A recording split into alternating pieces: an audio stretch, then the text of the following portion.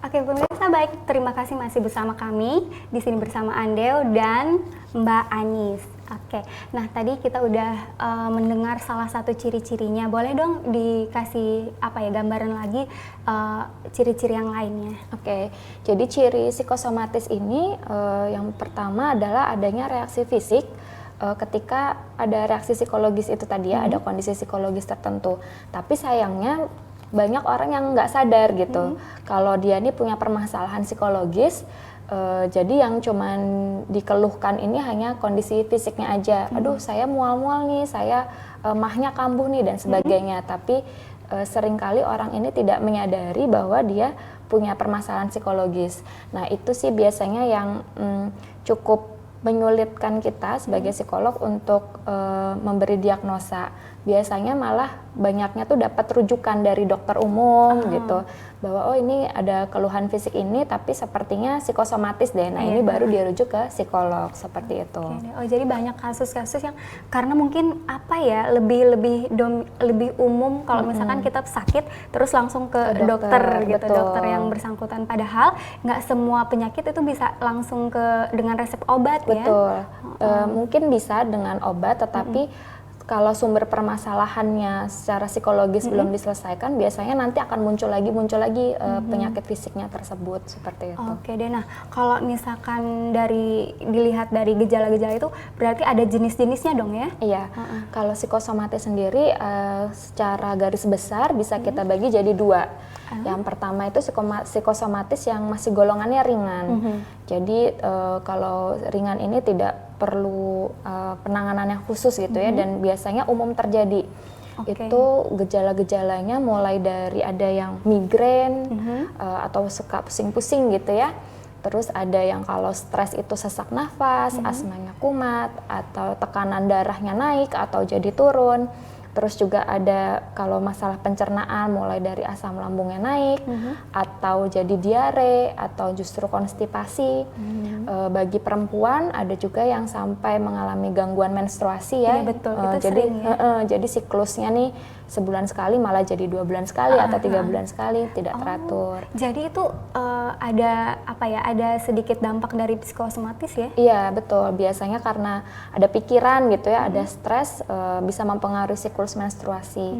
Bagi yang laki-laki juga bisa terpengaruh, salah satunya impotensi gitu ya. Itu juga kalau ada stres atau ada kecemasan bisa mempengaruhi performa seksualnya.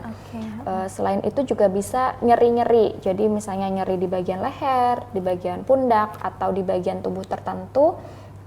Terus misalnya sudah ke dokter berkali-kali tapi kok masih muncul terus. Nah, ini perlu dilihat lagi, siapa tahu memang permasalahannya adalah psikosomatis, jadi ada permasalahan psikologinya.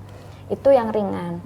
Nah, lalu kalau yang berat ini sudah bisa dikategorikan sebagai gangguan psikologi gitu ya. Contohnya yang pertama ada yang namanya somatoform. Somatoform? Iya, jadi somatoform ini seseorang memiliki gejala penyakit tertentu, terus setelah diperiksakan tuh sebenarnya tidak ada keluhan apa-apa gitu ke dokter gitu. Tapi dia nih ngeluh, aduh misalnya saya pusing, terus dia memiliki kecemasan berlebihan. Kayaknya saya tumor otak deh, atau saya kanker deh gitu. Padahal sudah dicek ke dokter dan itu hasilnya negatif, tapi dia nggak percaya, terus nanti pindah ke dokter lain, begitu seterusnya. Dan itu sampai mengganggu kehidupan sehari-hari. Itu somatoform. Ada juga yang cemas sakit atau illness anxiety. Nah, kalau ini dia itu sebenarnya sehat, tapi dia takut kalau dia bisa sakit. Makanya dia suka sekali MCU, itu bisa harusnya kan hanya setahun sekali. Iya, betul. Dia bisa sebulan sekali tuh regular check up gitu, karena untuk memastikan bahwa dia ini nggak sakit. Ada juga yang namanya konversi. Kalau konversi itu tidak ada alasan yang jelas, tiba-tiba dia misalnya jadi nggak bisa jalan, atau jadi tidak bisa melihat, atau jadi bisu, nah sebagainya itu. Tapi ketika diperiksa di medis itu tidak ada alasan yang jelas. Biasanya ini disebabkannya karena ada trauma tertentu, trauma berat gitu ya, sampai dia akhirnya nggak bisa jalan atau nggak bisa melihat. Tapi gitu. memang ada kejadian kayak gitu ya? Ada, Saya pernah ada klien dia karena melihat orang tuanya bertengkar sampai dia nggak bisa bicara akhirnya begitu. Terus selain itu ada juga yang namanya factitious. Kalau factitious ini ada orang yang berpura-pura kalau dia ini sakit atau orang terdekatnya sakit gitu. Nah itu tujuannya untuk mendapatkan simpati dari orang-orang terdekatnya gitu. Jadi bisa dia ini pura-pura, aduh saya ini sakit kanker gitu, atau dia cerita bahwa anaknya kah atau pasangannya itu punya penyakit tertentu sehingga dia dapat simpati dari orang-orang terdekatnya. Oh saya kira itu cuma sekedar film aja, ternyata Ternyata ada ya. Tapi ini perlu dibedakan dengan ada yang namanya malingering.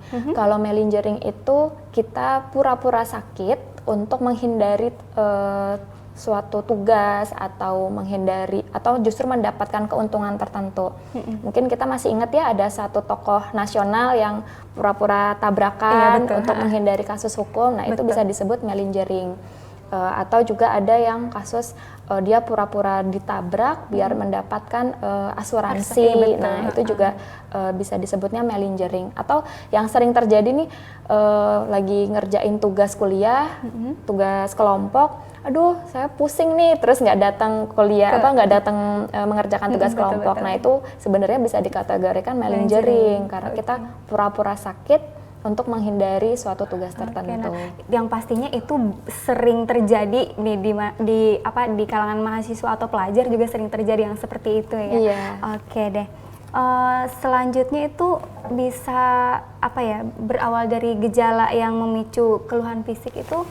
Kalau tadi mental ya, masuk ke mental. Kalau fisiknya tadi udah apakah ada banyak penyakit yang memicu gangguan psikosomatis itu? Ada nggak?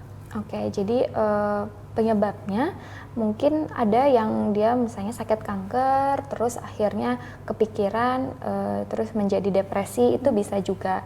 Tapi bisa juga sebaliknya karena dia terlalu cemas berlebih, akhirnya memicu penyakitnya tersebut ya jadi semakin parah. Jadi misalnya yang dulunya tekanan darahnya memang tinggi, misalnya 150, tapi karena stres terus menerus lama-lama jadi 170, 180, dan kalau terus menerus kan bisa sampai akhirnya stroke atau sakit jantung dan sebagainya gitu. Jadi psikosomatis itu selain ketika diperiksakan tidak ada gejala, bisa juga yang kedua ketika kondisi psikologis itu justru jadi memperparah kondisi fisiknya gitu. Padahal yang sebelumnya nggak terlalu parah, tapi karena dipikir-pikir terus, akhirnya semakin lama semakin parah gitu.